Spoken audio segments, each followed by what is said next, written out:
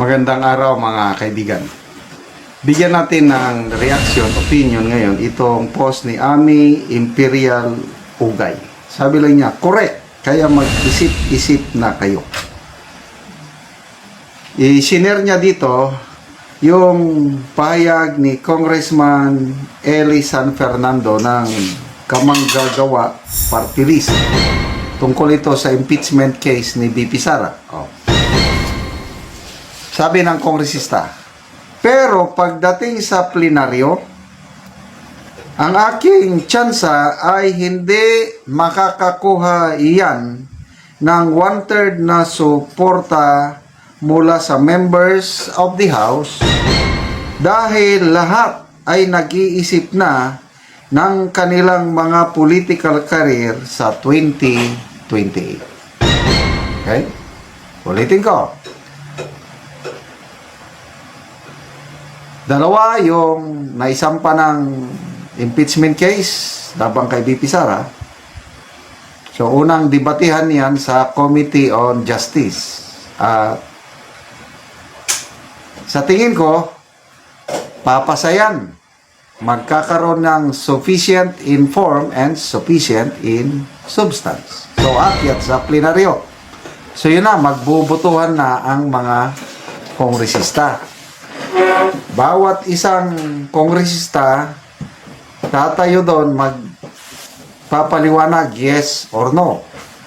Pag sinabing yes, akyat. Ibig sabihin, pipirma siya. Pag sinabing no, ayoko, hindi siya mag-endorso. So, 1/3 lang ang kailangan. Hindi na nila pwedeng ulitin yung nangyari nung February 5 last year na sa isang araw lang pirma kagad, walang palipaliwanag. Yun na yun. 215 ang pumirma. So ngayon, 1/3 is 100 plus lang. 300, I'm not sure of the exact number. Basta 300 plus. So 100 plus, 105, 110 congressmen ang ano. So, ito ang nakikita ni Congressman Eli. Mahirap makakuha ng 1/3.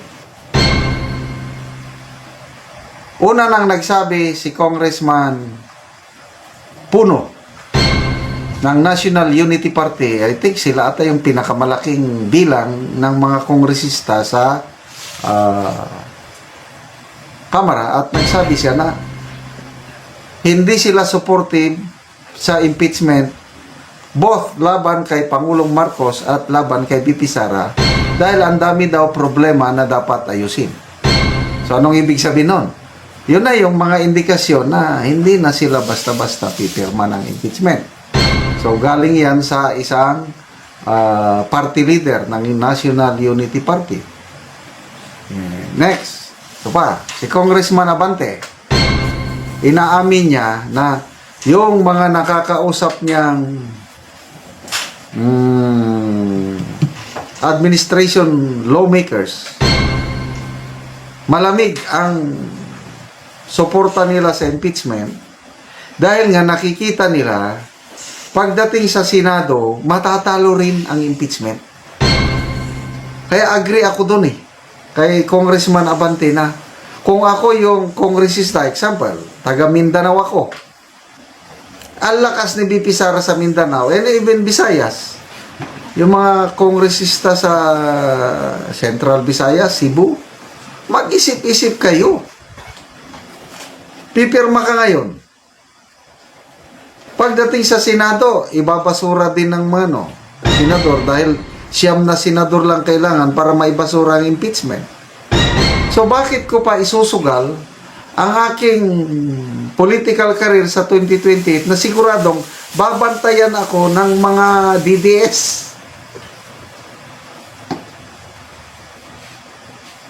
Kaya mahirap makakuha ng 1/3.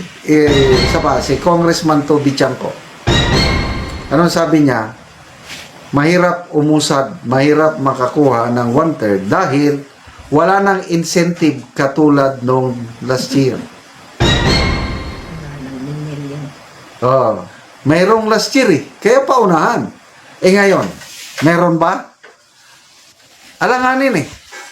Although si Senator Amy lang nagsasabi na yung mga giniling na pork, soft pork, na nandyan sa budget, mga ayuda, baka daw gamitin yon para sa impeachment ni VP Sara. Ayun, posible yun. Tingnan natin. So, yan ang tunay na labanan sa plenaryo. Kaya yan ang bantayan natin. Ulitin ko sa Committee on Justice, nandyan si Congressman Luistro na number 1 pro Romualdez yan. Number 1 din na anti-Duterte. Sinasabi niya nga, wala kaming kinikilingan, objective kami, ganito. Sabi ni Atty. Rowena Guanzon na maniwala kami sa iyo. Number 1 anti-Duterte ka, number 1 fan ka ni Romualdez. Nang dahil kay Speaker, nagkaroon ng AX. Nang dahil kay Speaker, nagkaroon ng tupad. Nang dahil kay Speaker, nagkaroon ng yung mga akap. So, given na yan, papasa at papasa sa Committee on Justice ang labanan sa plenaryo.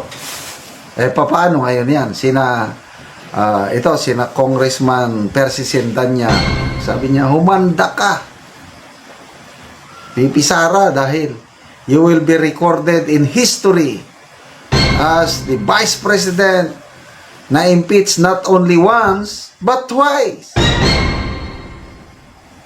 Sa yanong panghuna-huna, Bisaya naman siguro yun, sa simple,